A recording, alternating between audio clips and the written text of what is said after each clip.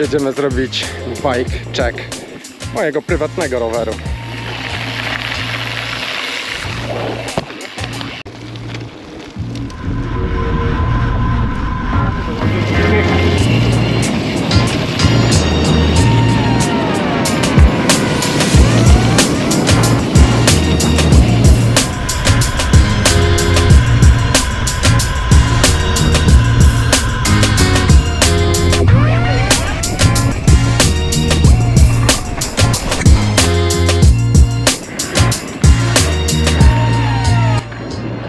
Cześć, ja jestem Łukasz Jeska.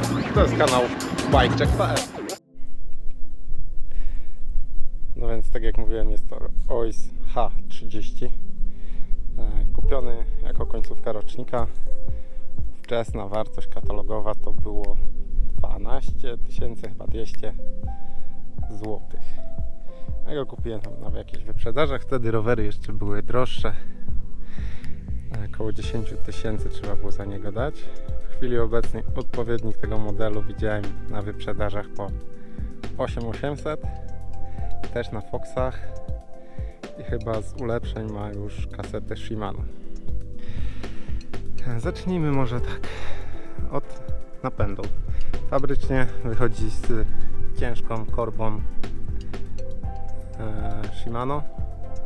U mnie wleciał SLX, bo ma najlepszy stosunek cena-waga. Jakość zasadniczo wszystkie korby Shimano mają podobną. Do tego mamy owalną zębatkę 32, jak się nie mylę, nie pamiętam dokładnie, jakiegoś chińskiego producenta, ale taki lepszy, nie była tania, jest też bardzo lekka. To współpracuje z czarnym łańcuchem KMC, trochę uwalony. Do tego mamy kaseta Shimano XT 1051, tak samo przerzutka.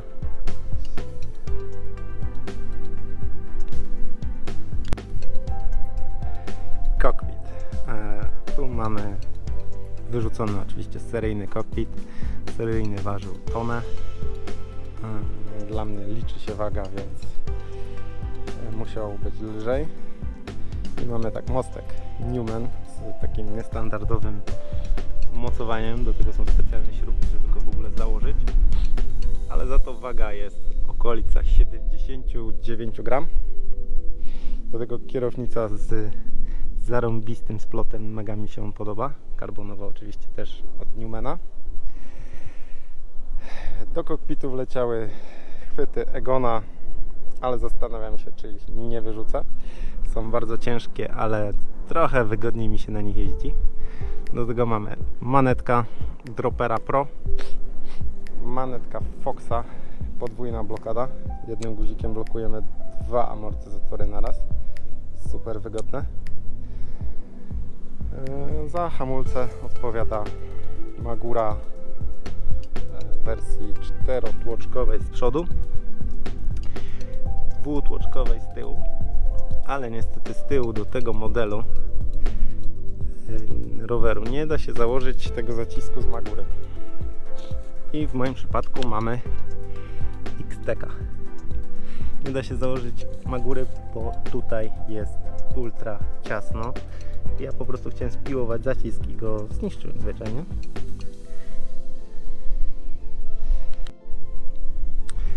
Idąc dalej, siodło, podróba speca z AliExpress, bodajże to jest podróba Ronina. Dla mnie wygodne, mam takie w każdym rowerze. Dropper Pro. To dropper jeden z lżejszych chyba wtedy na rynku, bo sam dropper waży 440 gram, z tymi wszystkimi szpejami, manetkami to z okolicy 500, co i tak jest bardzo nieźle, bo seryjna sztyca chyba ważyła 350 gram. Do tego mam karbonową sztycę również z AliExpress z firmy Elite One i ona waży zabójcze 135 gram. Przez 2 lata jej chyba użytkowałem. Nic się z nią nie działo. Myślałem, że będę sobie ją zamieniał, ale wyciągnięcie linki z dropera, które idzie tędy i tutaj jest bardzo ciasno. To jest jakaś katorga, więc nie chce mi się tego zmieniać i demontować manetki. Jeżdżę z droperem. A te 300 gram w zasadzie, no trudno. Trzeba przeżyć. W tym roku wleciały tutaj koła, które kompletowałem przez dość długi czas. Mamy tutaj tak piasty chińskiego producenta ZTTO, czy jakoś tak ZTTO. No, wyglądają jak oczywiście DT Swissy, brzmią jak DT Swissy.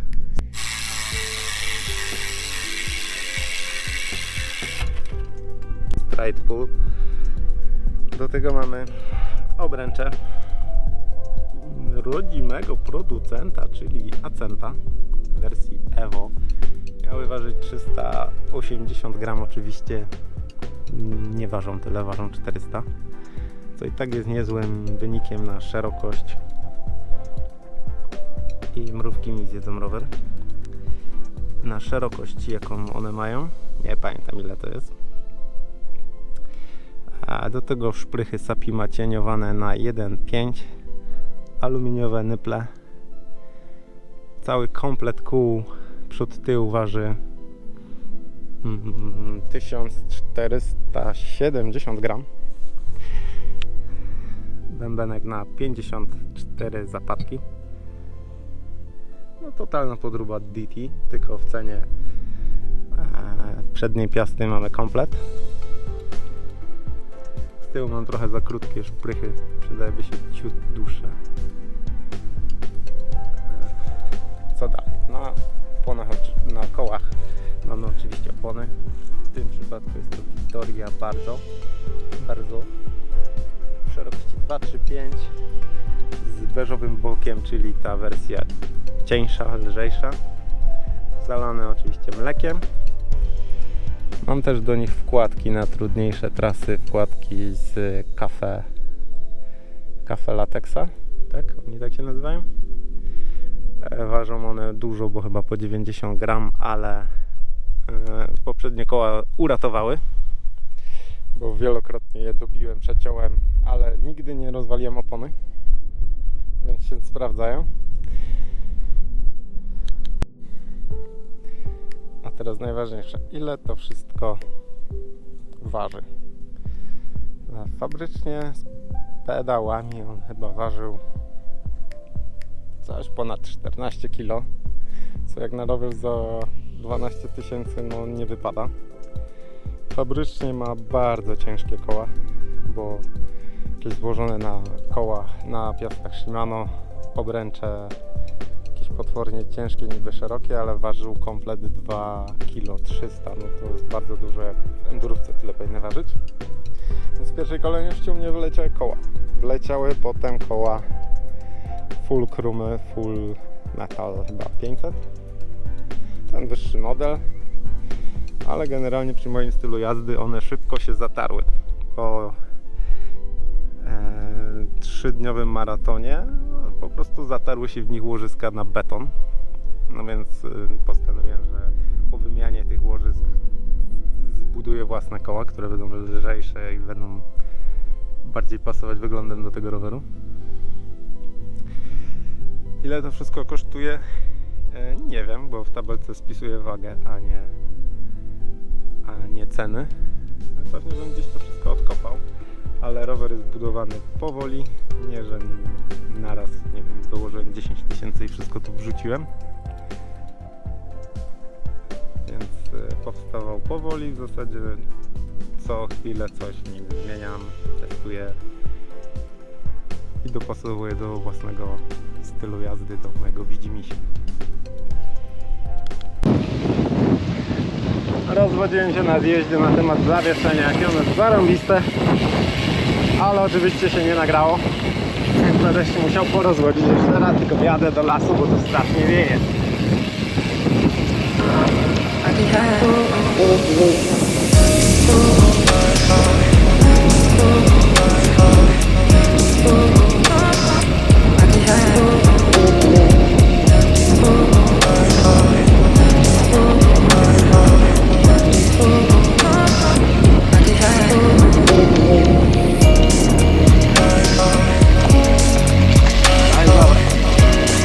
tu mamy 2 foksy, z przodu laga 32, w obecnych modelach jest 34. Pewnie tak nikt nie odczuwa różnicy w sztywności, ale tak jest. Też tutaj moja ścieżka pozmieniała. Jeżeli tak jak ja się ktoś wsiada z sztywniaka, to po prostu ten frunie po dziurach. Jazda jest bardziej idiotoodporna i nie trzeba się zastanawiać, po czym jedziesz. W stoku mamy 120 przód, tył i milimetratyk.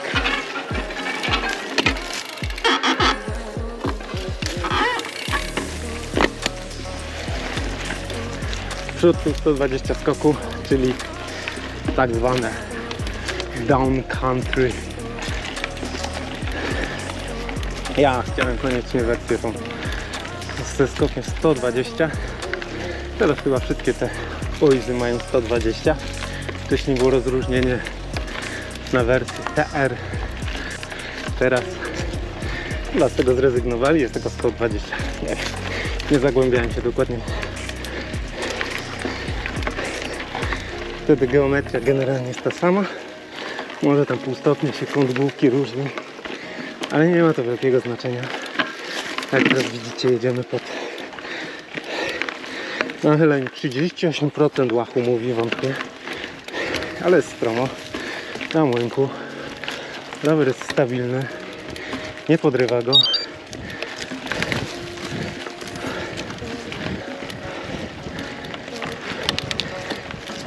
Osobiście robię na nim wszystkie te same podjazdy, które robiłem też na sztywniaku.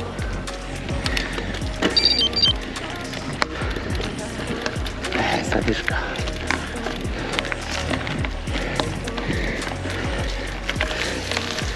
No dobra, tak chwalisz ten rower, to może teraz jakie on ma wady.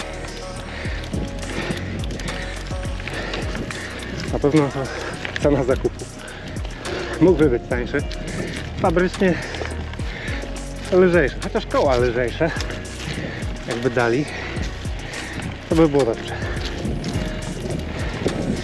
Poza tym rejestrujemy się jako pierwszy właściciel na stronie Orbei i zyskujemy dożywotnią gwarancję.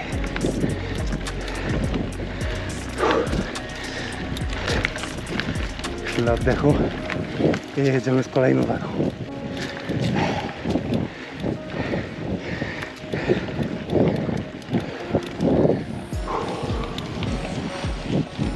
A więc tak, na facebookowej grupie fanów Orbei Oiz, która jest międzynarodowa, głównie Hiszpania. Najczęstszą wadą są urwane śruby przy damperze i przy wahaczu. Wydaje mi się, że jest to wada fabryczna, bo albo się ukręcają śruby, albo pękają podczas jazdy. Ale niby piszą, że Orbea wymienia i tak dalej, ale jadąc na wycieczkę, jak urwiemy niestandardową śrubę w wahaczu, no to jest lipa. Koniec wycieczki. No i w zasadzie tyle z wad tego modelu.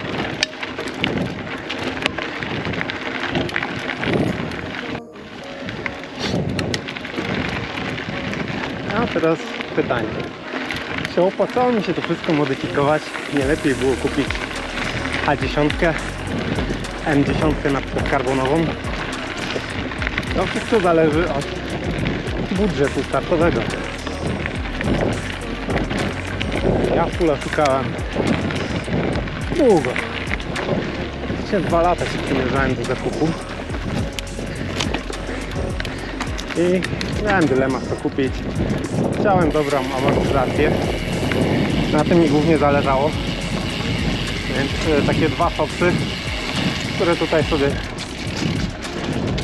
siedzą, To jest duży plus. Fabrycznie na przykład mamy tu kasetę, była kaseta Sunrise'a, która jest najnormalniej w świecie mówiąc gówniana. Jeżeli jeździmy maratony, to ona po prostu zmienia biegi jak stare Shimano 1136. Nie ma podejścia do 51 Hyperglide Plus, czy jak ono się tam teraz nazywa. To jest bardzo duża różnica w zmianie. Więc kaseta od razu wyleciała. Zastąpiłem ją wtedy jeszcze używanym SLX-em, bo ceny kaset wtedy w COVID-zie wystrzeliły w kosmos. Kupiłem używanego. Później go zmieniłem na używanego XTK. I dalej są dobre. Po prostu pilnujemy, czy łańcuch jest niezużyty i nie kupujemy zajechanej kasety.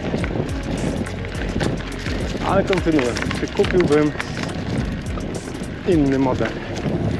Pewnie, gdybym miał wtedy wolne 4000 zł więcej, to kupiłbym M, czyli praktycznie to samo co to chyba było M30, czyli to samo co to, tylko na karbonowej ramie. Ale nie wiem, czy tym ultra lekkim, który jest w najwyższych modelach, pewnie nie. Ta rama według moich obliczeń z damperem waży około 2,9 kg, a tą najwyższą reklamują jako 1,7, więc różnica na pewno duża, ale cenowo za tą najlżejszą trzeba by dołożyć dychę.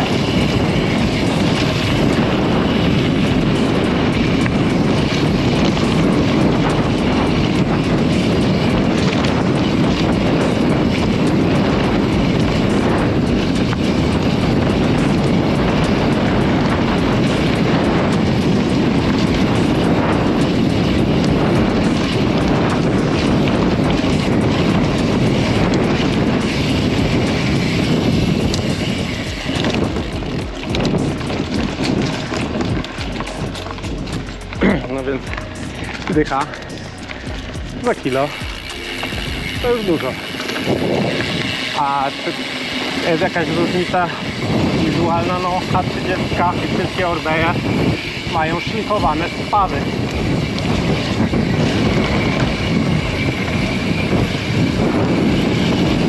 Więc na pierwszy rzut oka też powiem, kurde, ale ładna karbonowa rama.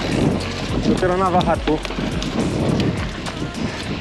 w jakichś ciaśniejszych miejscach, gdzie się nie da po prostu technicznie ich wyszlifować, są niewyszlifowane. I tak to wygląda bardzo gładko. Więc można powiedzieć, że jak karbon.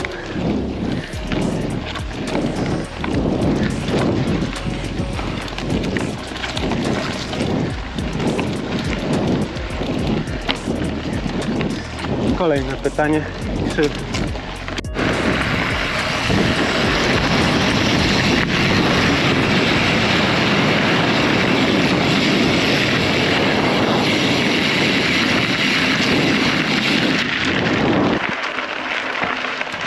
Więc tyle o moim rowerze numer 1. Jeszcze będą ze 3. Szczegółowa tabelka ze specyfikacją będzie na stronie dostępna. Będzie można wszystko podejrzeć, co ile waży. I tyle. Do następnego.